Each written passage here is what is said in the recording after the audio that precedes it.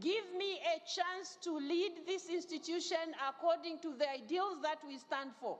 Not to crucify me just because I come from some country. Some of you maybe feel like we are still colonized in the mind. No.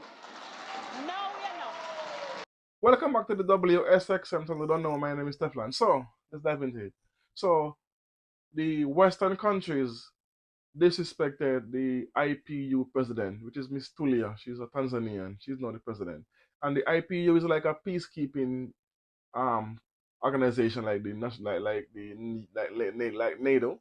So they go around different war-torn countries and they speak to the leaders and try to have a come to an understanding between these countries warring, like with Ukraine, Russia, Israel, Palestine, DRC, and anyway, so she was disrespected by the Western countries because she went and spoke to Putin and the Ukraine war.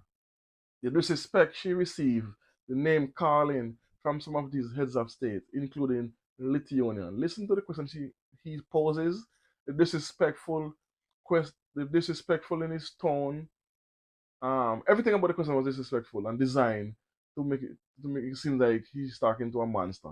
And you're gonna hear her brilliant response to this ridiculousness. So let's take a listen to it. We're gonna watch a video and then we're gonna dissect it here and there, and then let's see why we have to have a decolonized mindset. Let's take a listen. What did you feel when shaking hands with the war criminal Putin from a terrorist regime in Russia? What especially mandated you, who especially mandated you to represent the IPU, and what benefit did this visit bring to democracy and not to Russian propaganda? Do you agree that your visit to Russia before visiting victim country Ukraine was a mistake, and do you regret it? Thank you. Thank you very much. Colleagues, a concern was raised by Iraq in respect of the report that I've just given you, and Iraq was questioning why did I visit Russia in the context of the war in Ukraine and not Gaza. I would like to inform my colleague that you might note that in November last year, I visited Palestine and I visited Israel and I met the leaders. And that was my first visit after becoming president in October. So it's not like I have ignored what is happening in the Middle East, what is happening in Lebanon, what is happening in Gaza, and what happened in Israel. So I treat all the conflicts the same way. And you might also want to note the conflicts that we are talking about in the Middle East, the war that we are talking about in Ukraine, they are not the only conflicts that IPU is looking at. We are concerned about what is happening in Yemen. We are concerned about what is happening in Syria. We are concerned about what is happening in Sudan. We are concerned about what is happening in West Africa. We are concerned about what is happening in DRC. Lithuania asked specific questions. Who mandated you to visit Russia? Why not Ukraine first? The letters were sent out, dear colleagues. The letters were sent very explicitly.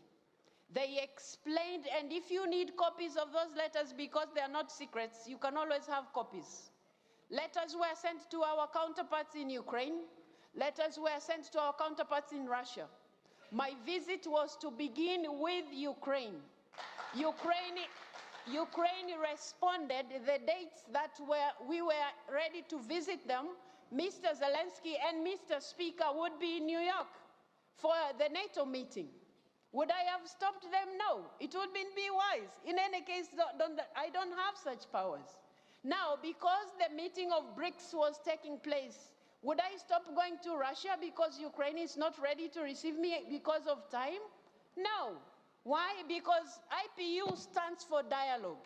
IPU is talking about parliamentary diplomacy. And it is in that context that I did all that I did.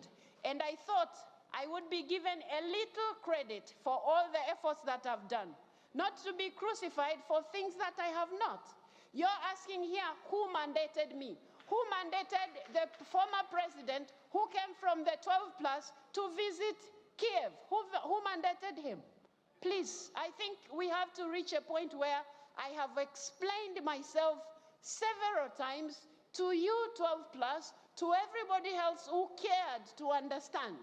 If you have a feeling like I went to Russia without going to Ukraine first, I have told you several times, letters were sent out. I wouldn't turn out my visit to Russia because I'm unable to reach Ukraine.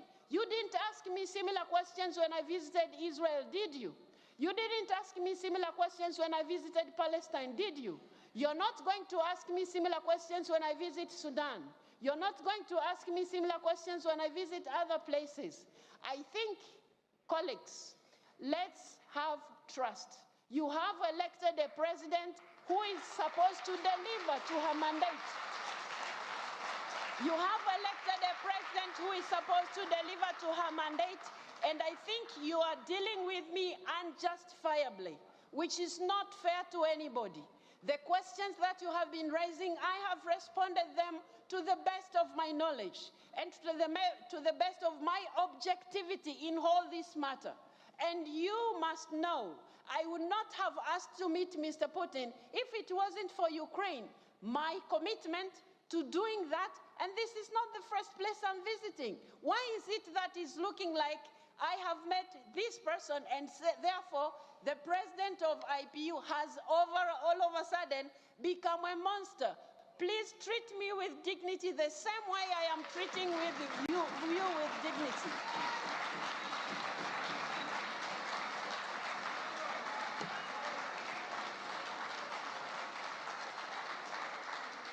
I will at all times advance parliamentary diplomacy. I will at all times give respect to the ideals of IPU, but I request you members to also accept I'm not God, I'm not an angel, I'm only human, I'm doing what is possible within my powers. The president of the task force has just informed you, and I have been repeating myself in this respect. I was requested by the task force to do what I did. What did I do wrong?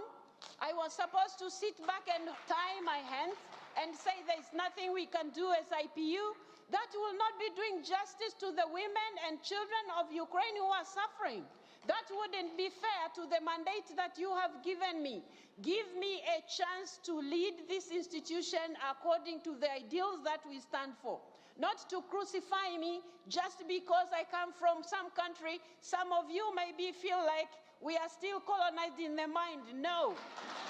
No, we are not. No, we are not. So please, let's respect each other.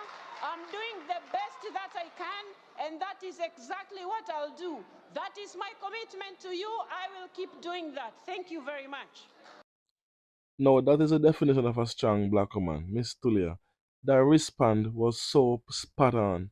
And this question was posed by the Lithuanian heads of state, with Denmark echoed the same sentiment, Ukraine, even Iraq. Of all countries, Iraq gonna be siding with colonizers who was invaded by themselves and decimated. So to show that they have been fully colonized. This is what I like about Miss Tulia. And Bob Marley said it best. None but ourselves can free our minds, and her mind is 100% liberated. She's on the Pan African state of mind, where we can articulate what we need and what we want. There's no longer those days we can come and intimidate us with your big words or your position. No, those days are done. This is where Abraham Theory have lit a fire on the continent where we have other heads of state in Africa and other countries starting to stand up on their 2 feet, 10 toes deep. This is what it's all about. Being of one mind, speaking the same language, and having the same goal in mind for every African countries. So let me know what you think about this in the comment section. Do you like this response? If you don't, let me know what I think about it in the comment section. Either way, thanks for watching. Boom.